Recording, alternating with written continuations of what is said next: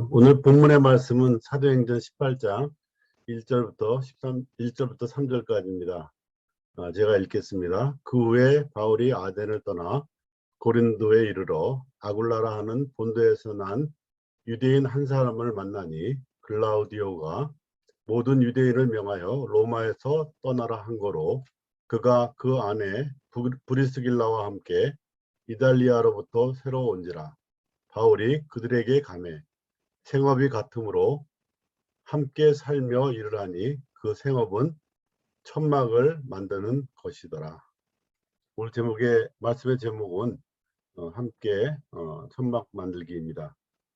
바울이 복음을 전하면서 핍박을 당하는 모습을 우리가 16장, 17장에서 볼 수 있습니다. 투옥을 당하기도 하고 매를 맞기도 하고 죽음 직전에 이르기까지 돌로 맞기도 하고, 그런데도 불구하고 여기에 굴하지 않고 복음을 전하였고, 빌립보, 데살로니가, 베레아, 아테네 등지에서 복음을 전하다가 핍박을 받고 마침내 고린도에 도착했습니다. 복음과 말씀을 가르치는 것이 당연히 바울의 주업이었겠죠. 그러나 때로는 생계를 위해서 일을 했다는 것은 분명하다고 생각이 됩니다. 우리가 사는 것이 그리스도니 죽는 것도 무익하다, 이렇게 이런 말씀이 있는 것처럼 우리의 본분이 그리스도며 그의 나라를 선전하는 것이 될 것입니다. 아굴라와 브리스길라도 조금 다르지만 로마에서 쫓겨났습니다. 모든 생활의 터전을 놔두고 고린도에 먼저 와서 살고 있었습니다.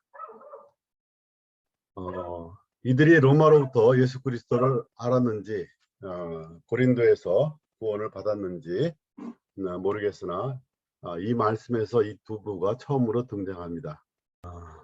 어쨌든 어디서 구원받았는지 정확하게 알 수가 없습니다. 그러나 이 말씀에서 처음으로 등장하고 2절의 상반절에서 보면 바울이 아굴라와 브리스길라 부부를 만났다 라고 표현되어 있지만 2절 마지막 부분에서는 바울이 그들에게 갔다고 이야기하는 말씀에서 의도적으로 그들을 만난 것을 이렇게 볼 수 있습니다. 이 말씀 가운데서 생계를 단순히 이어가기 위해서 함께 일한 그 이상의 의미가 여기에 포함되어 있지 않을까 생각해 보게 됩니다. 본문을 잘 살펴보면 첫 번째, 바울과 아굴라 부부는 동일한 전문 직종에서 일하게 된 것을 볼 수 있습니다. 여기 생업이라 되어 있는 것은 영어로 occupation이라고 할 수 있는데, 아마 그냥 직종보다는 보다 전문적인 직종으로 생각이 됩니다. 아마도 바울이 사도로 복음과 말씀을 선포하기 이전에 천방을 만드는 일이 그의 주업이었고, 또 아굴라 부부도 전문적으로 천막을 만드는 직업인이라고 생각이 됩니다. 여기 바울이 오기 전에 조금 전에, 왜냐하면 이분들도 새로 온 사람들이라고 되어 있지만 바울이 바로 그들과 함께 일할 수 있었던 것으로 봐서 어떤 사업체를 유지하고 있었을 수도 있었다 생각할 수 있습니다. 그래서 바울이 자기의 전문성을 살려서 바로 돈을 벌 수 있는 이러한 것을 생각해 볼 수 있습니다. 바울이 이걸 해서 돈을 참 번 것 같아요. 그것을 뒷받침해 주는 구절이 사도행전 20장 33절에서 35절에서 볼 수 있는데, 내가 아무의 은이나 금이나 의복을 탐하지 아니하였고 여러분이 아는 바와 같이 이 손으로 나와 내 동행이 쓰는 것을 충당하여, 이런 말씀이 나오거든요. 그러니까 돈 버는 데서 그것만 번 게 아니라 최소한 동행을 했던 실라와 디모데가 필요한 것도 공급했다, 이렇게 보실 수도 있을 거라고 생각이 됩니다. 그러면서 예수님께서 친히 말씀하신 것처럼 주는 것이 받는 것보다 복이 있다 하심을 기억한다고 얘기하고 있습니다.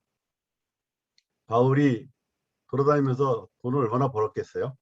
그렇지만 어쨌든 이 단기간에 돈을 벌어서 다른 사람의 필요까지도 충족했다고 생각이 됩니다.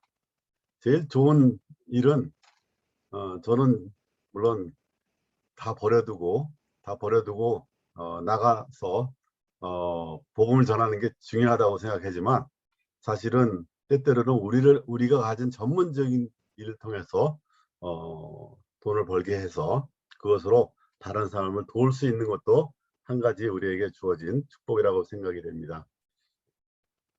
두 번째로는 단지 천막을 만드는 것뿐이 아니라 천막을 만들면서 아주 오랫동안 사도 바울과 이들이 교제했던 것을 볼 수 있습니다. 여러분들이 잘 아는 것처럼 18절에 보면 약 11년 6개월 정도 함께 기거하며 천막을 만들며 예수를 깊이 알아가는 모습을 볼 수 있습니다. 이 짧은 구절에서는 정확히 나오지 않습니다. 그렇지만 이것을 뒷받침한 말씀이 같은 장 18장의 뒷부분에 나옵니다. 바울은 이 아굴라 부부를 에베소로 데리고 갑니다. 아마 그때는 천막을 만드는 일을 그만뒀겠죠. 근데 에베소에 그들을 남겨두고 안디옥으로 갑니다. 아마도 이들이 충분히 홀로 서고 다른 사람들에게 충분히 영향을 미칠 정도로 말씀에 서 있는 상태가 된 것으로 생각이 됩니다. 여러분들이 잘 아시는 것처럼 에베소에 당시 이미 바울은 떠났고요. 떠난 후에 아볼로가 에베소에 오게 됩니다. 아볼로는 알렉산드레 출신의 유능한 유대인이었습니다. 언변도 좋았고 성경에 능통한 사람이었다고 표현되어 있습니다. 이분이 예수님을 알았어요. 왜냐하면 그가 일찍이 주의 도를 배워 열심으로 예수에 관한 것을 자세히 말하며 가르쳤다, 이렇게 되어 있습니다. 그런데 한 가지 부족한 게 있었죠. 뭐가 부족했죠? 바로 요한의 세례만 알 따름이라. 예수님에 대해서 잘 알고 전하지만 부족한 것이 있다는 것을 정확히 파악할 정도로 이 부분은 분별력이 있었습니다. 저는 사실 분별력이 조금 부족할 때가 많이 있어요. 그래서 이런 분별력을 갖고 싶습니다. 어쨌든 아볼로의 설교 가운데서 뭔가 부족하다는 것을 알고 그를 데려다가 그 부족한 부분을 정확히 채워주는 모습을 우리가 볼 수 있습니다. 그가 회당에서 담대히 말하기를 시작하거늘 설교를 하고 있어요. 근데 브리스글라와 아굴라가 그것을 듣고 뭐가 부족해? 그래서 데려다가 하나님의 도를 더 정확하게 풀어 이루더라 하는 말씀을 우리가 볼 수 있습니다. 이 분별력이 어디서 왔을까요? 로마에서 배웠다기보다는 저는 바울과 함께하는 1년 6개월 동안이 이들이 분별력을 갖게 했다고 생각하는 것이 더 맞다고 생각이 됩니다. 이제 아볼로는 성경으로서 예수가 그리스도라고 담대히 외치는 이제 부족한 것이 없는 설교자가 되었다는 것을 볼 수 있습니다. 바로 브리스글라와 아글라를 통해서 그가 이제 온전한 설교자가 된 것을 볼 수 있습니다. 단지 천막을 만드는 걸 통해서 생계 유지뿐이 아니라 하나님의 말씀을 배우고 분별력을 갖게 하는 말씀을 배우는 그런 훈련의 시간이 그들 부부에게 있었을 것이라는 것을 유추해 볼 수 있습니다. 세 번째, 마지막으로 이 텐트 메이커는 번역하면 그냥 자비량 선교사 또는 전문인 선교사 이렇게 번역을 하고 있습니다. 자기의 전문성을 갖고 봉사하면 이슬람권이나 공산권이나 이런 데 쉽게 들어갈 수 있습니다. 또 코로나 같은 전염병이 창궐할 때 의학 전문 기술들은 많은 사람들의 마음을 살 수 있는 도구가 됩니다. 인도네시아 반동 인근의 반자라는 지역의 원주민 성도들이 코로나로 고생할 때 그 지역 여건상 병원 치료가 어려운 상황이었고 이미 확진되었지만 할 수 있는 일은 생활 필수품과 간단한 약품, 왜냐하면 이런 약품조차도 그곳에서는 원활하게 공급되지 않기 때문이었습니다. 계속 가져다 주니까 그 이슬람을 믿는 주민들도 이 성도들의 좋은 간증을 보게 되었습니다. 그런 지역에요, 이 시골 지역에 복음을 들고 그리스도인이라는 것가 표시가 나면은 굉장히 큰 고난을 당할 수도 있습니다. 그런데도 불구하고 이것이 계기가 되어서 최소한 그리스도인들이 출입하는 것을 눈 감아주는 주민들이 많이 생겼습니다. 최근 좋은 코로나 대응을 위해서 뭐 의학 정보를 제공하신 여기 홍영진님도 계시는데 그런 걸들을 읽으면서 이 산소 포화도를 측정하고 거기 말 가운데 뭐 스테로이드 같은 처방이 필요하다는 정보도 저는 잘 몰랐었는데 아주 귀중한 정보였습니다. 이런 정보들이 선교사들에게 그리고 산소 포화도를 측정할 수 있는 기계들이 공급되기만 해도 굉장히 큰 도움이 될 것 같습니다.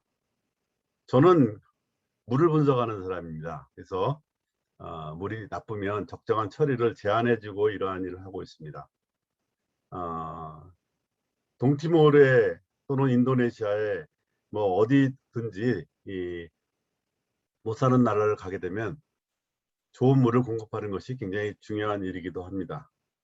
아마 저는 여러 나라를 가봤는데 이상하게 아프리카하고 남아메리카는 제가 아주 멀리 가는 거 싫어해서 그런지 가보지를 못했어요. 아마 그곳에서는 여러분들이 TV에서도 볼 수 있지만 더 심각하다고 생각이 됩니다. 여러분들이 어떤 일을 하든지 자기의 전문 분야에서 그것을 이용해서 전문인 선교사가 될 수 있다고 생각이 됩니다. 비록 가지 못할지라도 그들에게 정보를 제공하고 이러한 일들을 함께 도울 수 있다고 생각이 됩니다. 요즘에는 대한민국의 위상이 굉장히 높아져서 한류 열풍이 거세게 일어나고 있어요. 제가 인도네시아 어느 대학을 조금 가서 강의를 하고 하는데 그곳에서 한국학센터를 만들면 현지에 있는 선교사를 돕는 방법이 될 수도 있습니다. 어쨌든 여러 가지 자기의 전문 지식을 이용해서 그들을 도울 수 있고 심지어는 이미 일하고 있는 선교사들의 비자 발급 같은 것도 도움이 될 수 있습니다. 우리의 전문 기술이 어떻게 이용이 되든지 이것이 그리스도의 복음을 확장하는 도구로 선용될 수 있으면 좋겠다고 생각이 됩니다. 이제 이 말씀을 중심으로 몇 가지 우리가 적용해 볼 수 있는 것들을 생각해 보겠습니다. 돈도 자기 전문 분야로 일할 때 더 많이 벌 수 있어요. 바울과 이 아굴라 부부가 자기의 전문 기술로 일을 하는 것을 볼 수 있는데 그것이 큰 돈이 아닐지라도 동료 선교사들의 필요까지 충족할 수 있었던 것으로 보입니다. 성도들의 헌신을 기대하지 못할지라도 때로는 스스로 일해서 선교를 감당해야 될 때도 있을 것입니다. 누가 되든 우리 가운데에서도 주는 것이 받는 것보다 복이 된다는 하나님의 말씀을 솔선수범하는 그러한 형제들이 됐으면 좋겠다 생각이 됩니다. 그리고 이미 언급했던 것처럼 함께 천막 만들기 위해서 가장 중요한 것은 경제적인 수단으로 사용되지만 더 중요한 것은 함께 말씀으로 성장하는 시간이었다는 것입니다. 브리스글라와 아글라의 직업은 당시 다양한 소재로 천막을 만드는 어려운 일이었고 힘든 직종이었고 전문 직종이었지만 그들이 그 필요 이상의 부를 이런 일을 계속하면 아마 가져올 수도 있었을 거라고 생각이 됩니다. 그러나 이렇게 번 것을 현명하게 사용했거나 때로는 이 재물을 얻는 좋은 직업을 버리고 에베소로 가서 그곳에서 아볼로를 만날 수 있었던 것, 또 아볼로를 잘 가르칠 수 있었던 것은 그가 말씀으로 잘 무장되었기 때문이라고 생각이 됩니다. 브리스글라와 아글라에 대해서는 뭐 다른 말씀에서도 많이 찾아볼 수 있지만 바울은 그들을 자기를 위해서 목이라도 내놓을 사람이라고 칭찬하고요. 바울은 이들을 동역자로 부르기도 합니다. 교회의 좋은 일꾼이 된 것은 바울과 교제한 고린도에서의 18개월 동안 인생의 가장 중요한 시간이 되었다고 생각이 됩니다. 저희들이 대부분 교수나 또 교직원으로서 전문 분야에서 일하고 있습니다. 우리가 자비량으로 일할 수 있는 충분한 자격도 있고 또 하나님께서 우리들에게 필요한 경제적인 혜택도 주었을 수도 있습니다. 우리가 이러한 입장에서 우리가 무엇을 해야 될지 정확하게 모르지만 하나님께서 우리를 사용해 주시기를 기도하고 우리의 갈 길을 우리의 전문 분야에서 쓰여지기를 기도하는 마음으로 기도하는 것이 중요할 거라고 생각이 됩니다. 오늘 제가 준비한 말씀은 여기까지인데요. 감사드립니다.